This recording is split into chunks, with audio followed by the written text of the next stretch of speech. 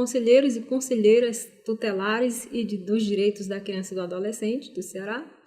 Nesta aula que nós vamos tratar agora, a nossa temática diz respeito aos planos dos direitos da criança e do adolescente. Nós não vamos tratar de todos os planos, evidentemente. Nós escolhemos aqueles planos que são mais relevantes nesse momento, exatamente em decorrência das principais violações dos direitos da criança e do adolescente, tanto no nosso estado como no nível de país. Então, nós vamos focar nesses planos, seguindo uma linha que diz respeito às temáticas para a qual cada plano se destina. Então, vamos começar por um plano muito importante que vem de uma ampla luta de muitos anos no país, que é o Plano Nacional de Enfrentamento à Violência Sexual contra Criança e Adolescente. Esse grande desafio que nós temos nas mãos enquanto país, enquanto operadores do sistema de garantia dos direitos da criança e do adolescente. A primeira compreensão de que nós precisamos ter é que todos os planos que nós temos no país, eles não chegaram de forma gratuita no seu processo de elaboração, de implementação e também de avaliação desses processos. Isso tudo, todos os planos que nós vamos tratar aqui, eles são, na verdade, fruto de muitas lutas. Para cada plano que nós temos hoje efetivados, pelo menos no papel, né? Nós sabemos que muitos deles ainda estamos num processo de implementação, ainda não estão a todo vapor, digamos assim, mas cada um desse plano, ele diz respeito a uma luta principalmente da sociedade civil organizada. Né? O que dizer desse primeiro plano que nós estamos tratando, né? Então, a sociedade brasileira, ela tem um cuidado e tem tido tem trazido um amplo debate sobre a questão da violência sexual contra crianças e adolescentes, desde a década de 70, quando a gente teve a morte da menina Araceli. Né? Todos nós sabemos do caso da Araceli, aquela criança do Espírito Santo que foi sequestrada e teve uma série de violações de seus direitos, principalmente a violência sexual, só foi encontrada 6 dias depois. Por que eu estou tratando do caso da Araceli? Porque a Araceli ela é um emblema da campanha de toda a luta que nós temos no país voltada para a questão dos direitos sexuais. Né? Um dia nós vamos discutir todos esses planos olhando para a efetivação dos direitos e não mais olhando para as violações, mas no momento nós ainda estamos focados nessa dimensão de inventar esses planos para debelar uma problemática grave, uma violação grave, né? O caso da Araceli, então, é o grande deflagrador desse processo na sociedade civil organizada. A partir daí, nós temos a campanha Faça Bonito, nós temos todos os encontros, conferências e demais eventos que ocorreram em nível internacional e nível nacional também, para discutir, para debater que soluções podemos encontrar para esta problemática tão séria, tão grave, que afeta nossas crianças. Acho que a primeira grande discussão que essa política teve diz respeito a esse conceito. Para chegar no nome do plano, primeiro houve um amplo debate do que vai ser violência sexual, vai ser exploração, vai ser abuso, como é que a gente vai chamar esse plano? E chegou-se a um contentamento com esse termo, enfrentamento da violência sexual, exatamente porque dentro dessa ambiência estão aí demarcadas tanto o abuso como a questão da exploração sexual, né? Tão presente principalmente nas nossas capitais litorâneas, que é exatamente a comercialização do corpo, da intenção da criança, do adolescente, né? Então, a partir desse debate é que a gente tem o Plano Nacional de Convivência Familiar e Comunitária e nós temos o avanço de vários órgãos internacionais que chegam aqui, Equipate, que passa a ser Equipate Brasil, e vários outros órgãos que fazem essa defesa intransigente. Esse plano, ele foi organizado em cima de eixos. Todos os planos que nós vamos apresentar aqui, eles têm eixos específicos.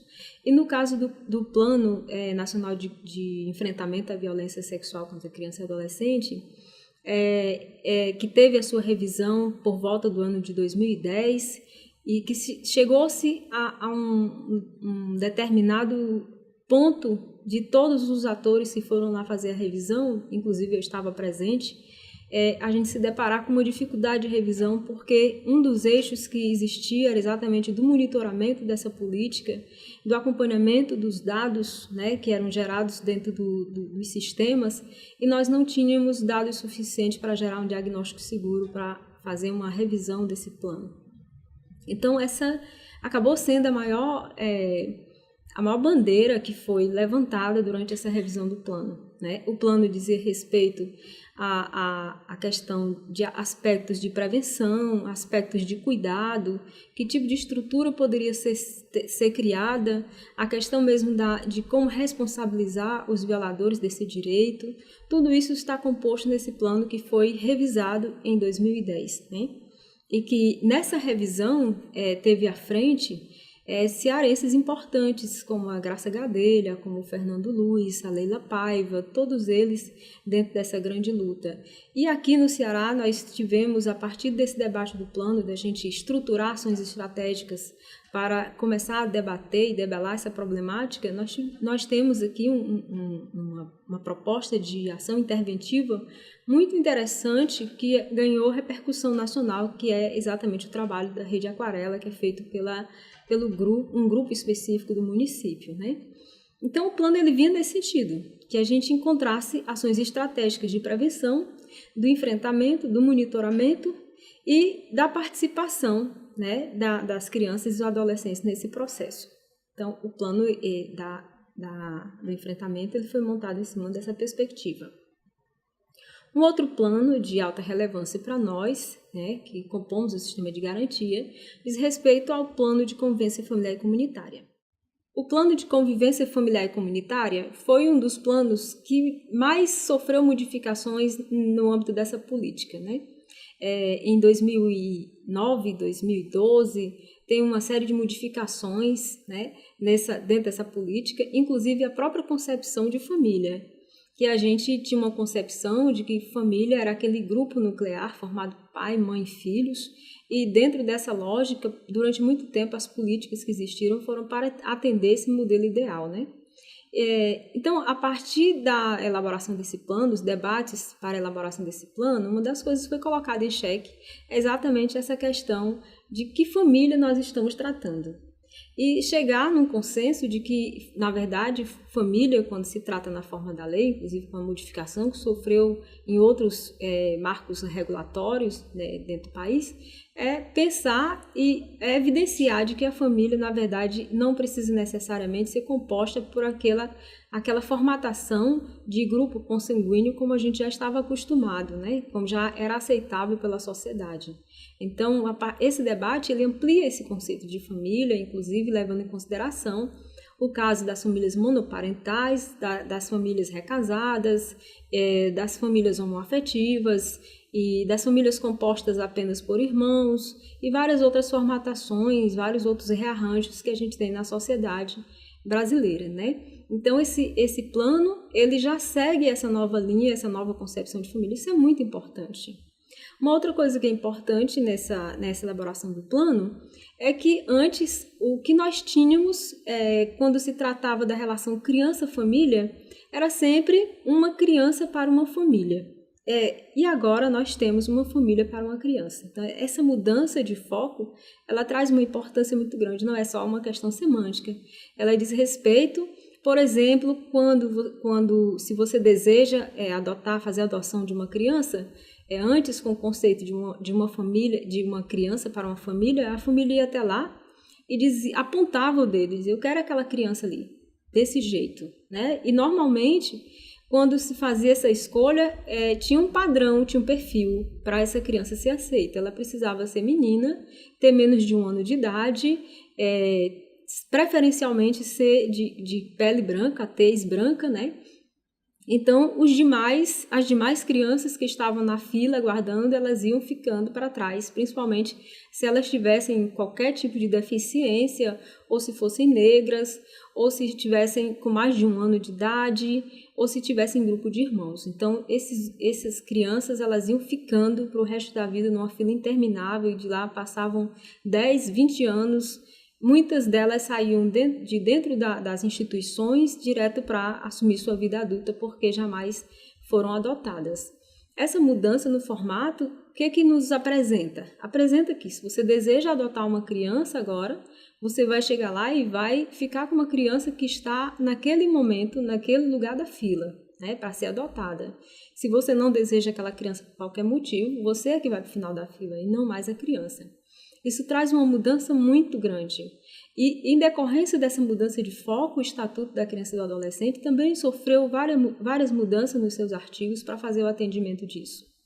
Olha, essa política é tão importante, esse plano, que inclusive foi criada uma legislação específica para o caso da criança que tem a mãe presidiária, né? Então, existe hoje uma legislação específica que garante o direito da convivência da criança ou do adolescente com a mãe ou com o pai que se encontra em situação de internação por conta dos crimes, né? Privativo da sua liberdade.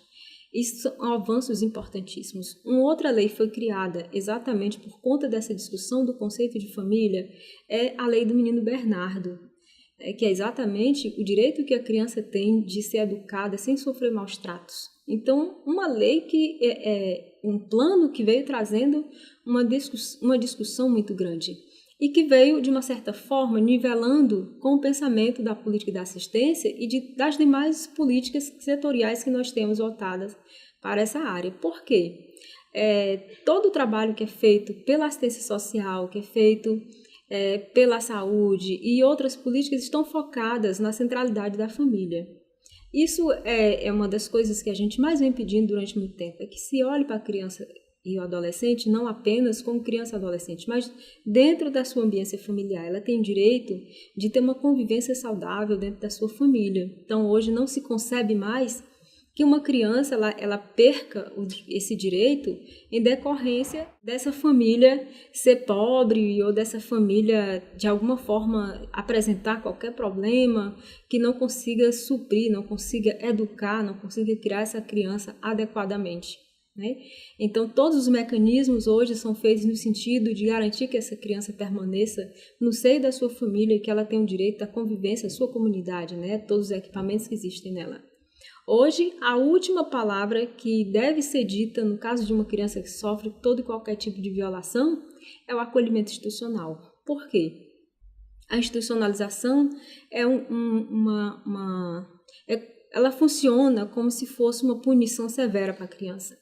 Veja só, nós mesmos, adultos, se a gente passar 2, 3 dias fora da nossa ambiência familiar, depois disso a gente já está angustiadíssimo. E olha que nessas situações, normalmente a gente se desloca por uma questão de trabalho, ou de férias mesmo, ou qualquer outra circunstância. Quer dizer, nós não fomos obrigados a sair da nossa ambiência, da nossa família, né? Mas, nesse caso específico da criança, ela precisa ser colocada lá, é uma severidade, é uma dificuldade muito grande para a criança. Essa mudança de foco, né, que foi feita, de fazer esse olhar para a família, não apenas para a criança, ela, de uma certa forma, ela vem também caminhando junto com as demais políticas, a política da assistência social, a política da saúde, a da habitação, várias outras políticas, elas têm como centralidade a família. Isso é importante porque a gente não concebe mais que em toda e qualquer situação de violação, a resposta que precisa ser dada pelo Estado é exatamente a retirada da criança desse convívio e que ela seja colocada numa situação de acolhimento institucional. O acolhimento institucional, ele deve realmente ser utilizado apenas em situações extremas da violação do direito da criança no seio da sua família.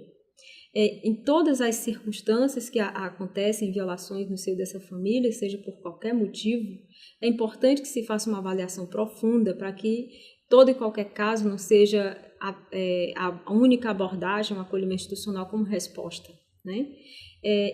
Dentro disso, há uma importância grande que a gente deva dar para as políticas que estão voltadas para a sustentabilidade dessa família, tanto do ponto de vista financeiro, econômico, como também em demais aspectos. Por exemplo, há hoje situações de famílias em grave situação de drogadição que precisam ser tratadas, né? E dentro das atribuições, por exemplo, dos conselhos tutelares, no artigo 129, como vocês já devem ter visto, são específicas voltadas para a família dessa criança, para que essa família possa ser ajudada e que ela reúna condições para cuidar da sua criança, para educar essa criança com afeto, com carinho, com responsabilidade, considerando que essa criança é um ser numa etapa importante de desenvolvimento e que, portanto, o melhor lugar que ela possa estar é essa família. Então, esse plano também ele é organizado a partir de eixos. Esses eixos eles são eixos estratégicos, né, que foram montados, tem uma série de princípios que são importantes, de alta relevância para se observar, e ele trabalha em consonância com essas outras demais políticas. Então, o plano, ele por si só, ele não se efetiva se as políticas setoriais elas não estiverem caminhando lado a lado, né? Diferente da política da violência, do enfrentamento à violência, por exemplo, porque é uma política que ela precisa ser voltada especificamente para essa temática. A questão da família ela é transversal, é um debate que precisa ser transversal e que precisa estar focado, porque a família ela não tem apenas um problema, por exemplo, de natureza econômica, de exclusão social, ela tem várias outras demandas que precisam ser atendidas pelas demais políticas. Por isso que o plano ele está todo voltado para o debate e para a execução dentro das demais políticas setoriais. Então, eu acho que dentro dessa questão do plano da convivência familiar e comunitária, os aspectos mais relevantes para a gente observar são esses que foram apontados, né? E que o Conselho Tutelar deve estar sempre na observância disso como forma de garantir. Porque já que o conselheiro é aquele que atende diretamente essa criança, esse adolescente, sua família, ele precisa estar antenado com esse plano, entendendo qual é o foco, qual é a conotação que esse plano dá, a importância que ele dá para que a criança ela não saia desse convívio familiar. E é para reforçar exatamente isso.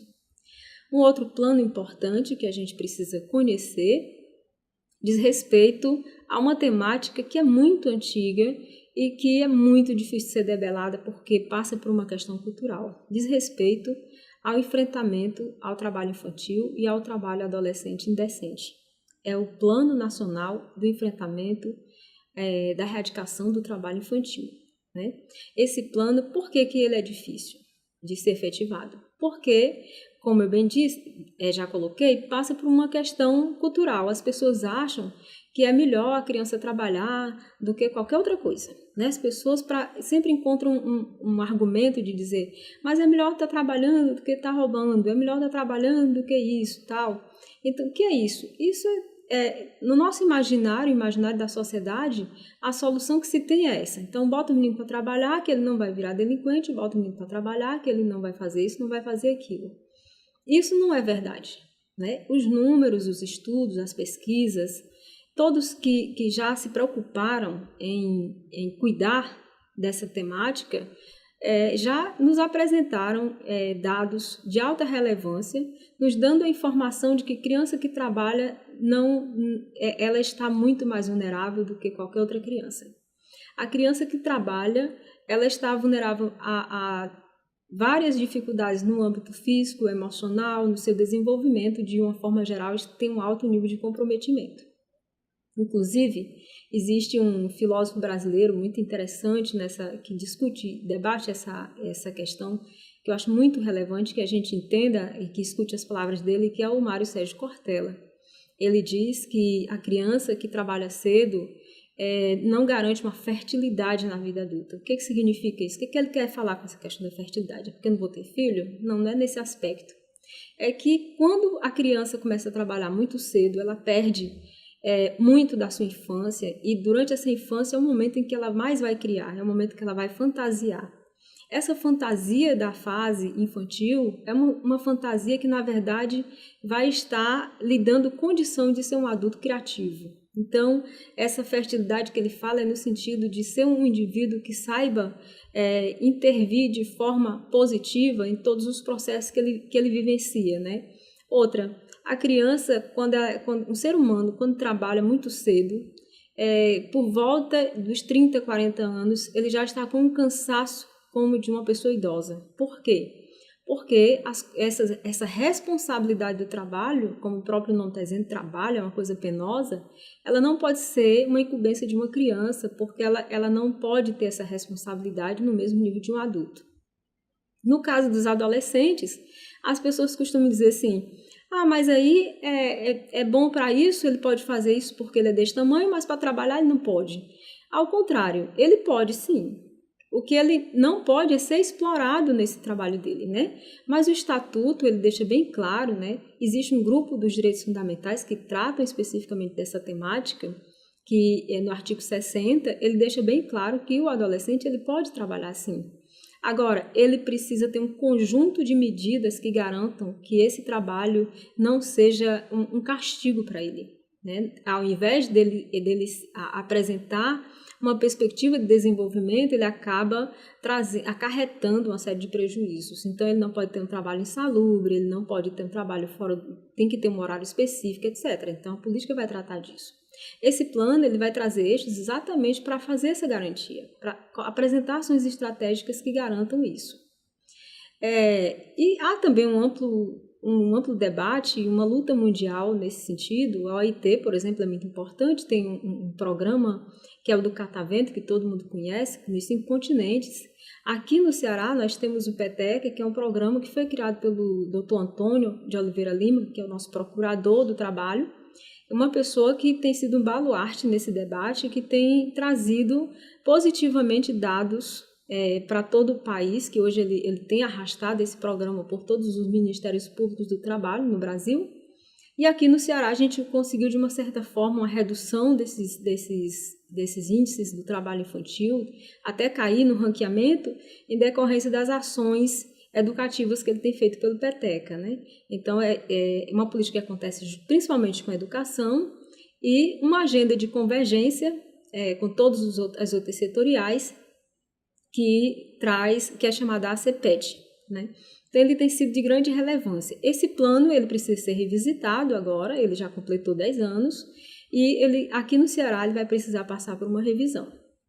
Um outro plano que a gente precisa conhecer, que está dentro do eixo da violência, são os 2 específicos nesse eixo, é o PPCAM, o Programa de Proteção a Crianças e Adolescentes Ameaçados de Morte, também o SINASE, né, que é o Sistema Nacional Socioeducativo, né, aquele que cumpre a medida socioeducativa.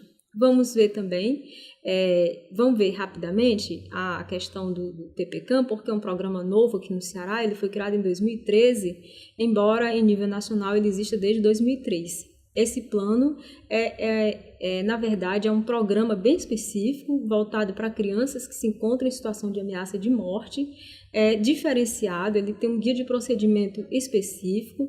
Na verdade, ele não é uma política pública, ele é um decreto, tanto do governo federal como do governo estadual. A principal porta de entrada de recebimento dos casos de denúncia para ser colocados no programa é feito pelo Conselho Tutelar e feito pela Defensoria Pública, o Ministério Público e pelo juiz. Apenas no Ceará, a Defensoria Pública é quem faz o encaminhamento dos casos para o programa.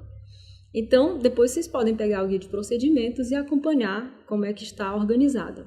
Em relação ao SINASE, existe uma lei de 2012 e nesse plano ele deixa bem claro quais são os parâmetros para que se cumpra as medidas socioeducativas, principalmente aquelas que são executadas no meio fechado, né, nas internações. Inclusive, ele coloca, por exemplo, qual que tem que ser a medida de uma cela dos meninos, a gente pode chamar assim porque são fechadas, né? Eles, na verdade, sim uma internação, tem o dever de cumprir, que o menino cumpra essa medida em meio fechado, né? Então, o SINASE ele traz parâmetros para a estrutura física, para a proposta pedagógica, para o acompanhamento de cada caso. É necessário se criar um plano individual de atendimento. O SINASE é complexo e ele só acontece se existir um conjunto articulado de todas as outras setoriais, que aí sim pode trazer de volta esse menino para a sociedade. Então, são esses os planos e eu espero que a gente possa fazer um trabalho, debruçar sobre eles e compreender melhor.